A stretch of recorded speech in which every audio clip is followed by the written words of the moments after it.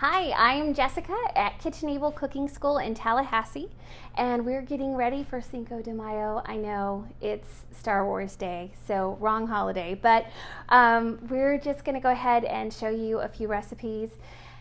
As those of you who are friends or likers on Facebook know, I normally teach cooking classes on Tuesday nights at 6 o'clock. Unfortunately, we've had a little vacation from that, so I've missed you. And several people asked if I would consider doing something live on Facebook. So I'm going to teach 2 recipes tonight that are not very difficult that will be fun to do for Cinco de Mayo. And we're going to start out with queso dip. This happens to be my family's favorite appetizer that I do this time of year, and it's really not difficult to do. It's quite simple. You start out by making a roux, which is equal parts of fat and flour. If anybody's there and has any questions, you're welcome to ask. But I am going to go ahead and add a half a cup of flour to a half a cup of butter, and I am using salted butter. I have these beautiful little measuring cups from Cotton Colors, so they're local. And let's see, we're going to go ahead and let this cook just long enough so that the flour doesn't taste raw. It'll smell a little bit nutty as it cooks, and that's a great indication that it's ready for you to go ahead and start adding the milk. So I'm going to go ahead and add 4 cups of whole milk to this. So what I have before the milk is called a roux, and this is a blonde roux, so it, as you can see, doesn't have a lot of color. This would be a blonde roux if we were in France. We would call what I'm making now bechamel. My grandmother would have called it gravy. I'll go ahead and pour this in here and get our 4 cups of milk in. We also need to add, and I should have added it with the flour, but you know, sometimes it's hard to remember everything at once when you're live and on camera, but I'm going to go ahead and add some cumin and also some KitchenAble seasoning, my signature seasoning blend, which has salt and garlic and many good things in it. So let me go ahead and get that. And we're going to let this cook and simmer on low heat until it starts to thicken. So here's the KitchenAble seasoning, which is my signature blend of goodness, and then the cumin. So I've got that in. And we're going to just let this cook. And what we're looking for is called nap. Not the kind that I like in the afternoon, the French kind, N-A-P-P-E. And that is when the sauce thickens enough to coat the back of a spoon. So if you look at your spoon, if you dip a spoon in, you'll notice whether the milk just runs off or if it's thick enough to cling. We're going to let this cook, and the water will evaporate juice, and then it will start to make a better consistency of what we're looking for it to coat the spoon, the nap. So just going to give this a little stir from time to time as it thickens, and while that is simmering, I'm going to go ahead and get one more thing. Go ahead. Okay, and we're going to make a virgin margarita. Now, if you want to add tequila, you can do that, but we're just going to make it straight and fresh, and this is so delicious and wonderful. It's one of my favorite drinks that we make. We don't make it very often, but it's really got a lot of fresh citrus in it, so it's kind of like a great drink for us here in Florida. I'm going to start off with some grapefruit, and here we go. I'm going to juice some fresh grapefruit. These are ruby red grapefruit, but you could use white grapefruit if you have them. And we're going to add fresh squeezed grapefruit juice to this. This is going to be fun. Y'all are going to get to watch me work out. Okay, there's our grapefruit. Get that out of the way. We want to have 2 parts of simple syrup to 1 part of each kind of juice. So let me go ahead and measure this out. So this is a 1/4 cup of fresh squeezed grapefruit juice, and I'm going to add a 1/4 cup of fresh squeezed orange juice. Oops, it would help if I put the measuring cup underneath it. And then we're going to add the same amount of fresh squeezed lime juice.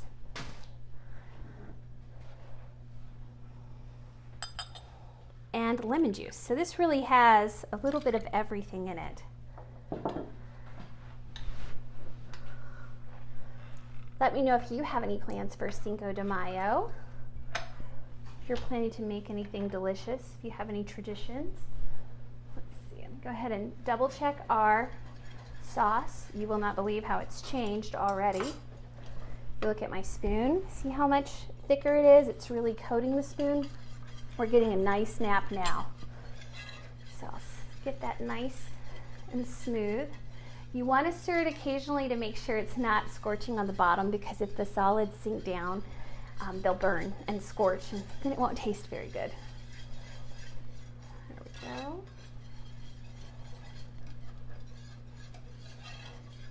So we've got our orange juice and some of our lime juice. Let me finish that off.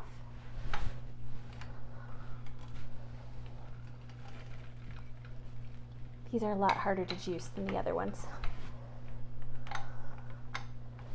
And I love my vintage style juicer, but it's a lot to muscle through it sometimes. There we go. And the lemons that I'm using today are just regular lemons, but I also love to use Meyer lemons for this. I have a whole bunch of them in my freezer, thanks to my friend Renee, who said, you know, you can freeze those whole. So I have gallon bags of frozen lemons in the freezer, and you can just take those out, let them thaw, and juice them. So there's my lime juice, and now we'll move on to the lemon juice. I think our sauce is thick enough. I'll show you really quickly. Once it really starts to thicken, it thickens very quickly. So I'm going to go ahead, finish up this sauce. You can see the difference, hopefully, from the 3 spoons of which one has, how they've progressed from thin to thick with the coatings. I'm going to go ahead and add a few more ingredients. We're going to add diced tomatoes with green chilies, also known as rotel, but it doesn't have to be rotel. There are lots of other varieties out there. And that's going to give it a really nice kick, some nice flavor and spice. If you don't have that, you could also add salsa.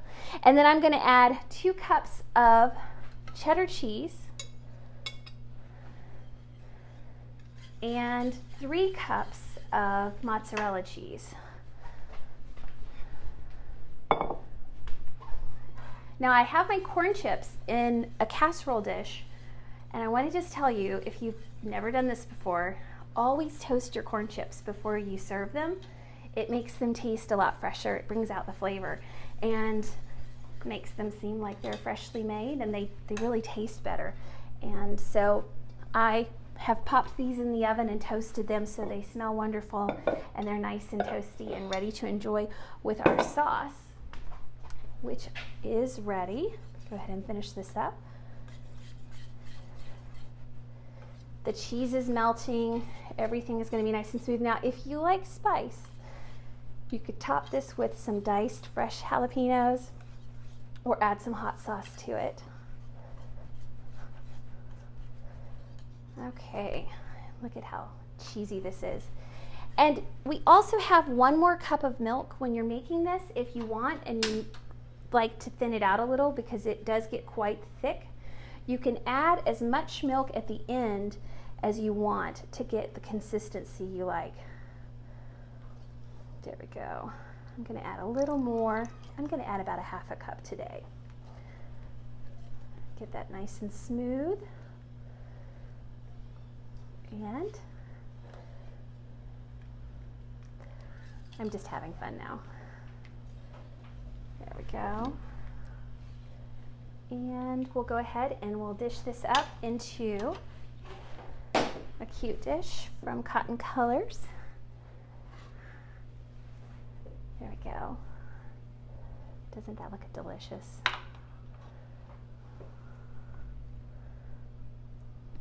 It's a little messy.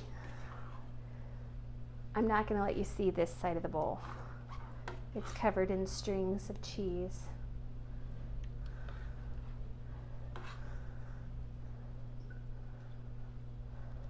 So there we go with that. And you could use other cheeses if you want when you're making this. Sometimes I'll do it with a Colby Jack or Monterey Jack, or you can even use the pre-blended Mexican cheese blend. But a lot of times when you have queso, they make it with Velveeta, which I don't consider real cheese. So this is nice because it's real cheese, and so it's perfect to enjoy with your corn chips. Have a delicious and wonderful appetizer. Let me go ahead and finish our margarita. We got started. I owe you a little bit more juice. I did one of the lemons, and I'll go ahead. I might have already done all of them, but I'll double check. Go ahead and do another just for good measure. And I have simple syrup that I've already made. Simple syrup is sugar that is dissolved in water in equal proportions. And so I have that already prepared and I've cooled it down. You just combine 2 cups of water with 2 cups of granulated sugar in a small saucepan and whisk it and heat it over medium heat until the sugar dissolves. Once the sugar dissolves, let it cool down, and it's perfect to add if you're making a cocktail or sweet tea or anything else. And so we're going to go ahead and use this today with our margarita, and I'm going to get someone to grab me the ice that I have for this. So we've got our simple syrup added in with all of that goodness, and I have some margarita glasses that I'm going to go ahead and prepare by rubbing the rim with a little bit of lime juice and then dipping it in kosher salt, which I have on a little pan or a little plate there. You can make these frozen if you want to. If you want to freeze them, just throw them in the blender and blend everything. But today I'm going to go ahead and serve them on the rocks.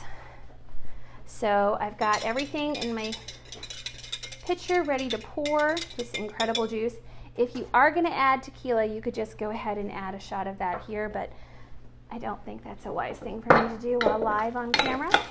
So I'm going to just go ahead and put some ice in my glass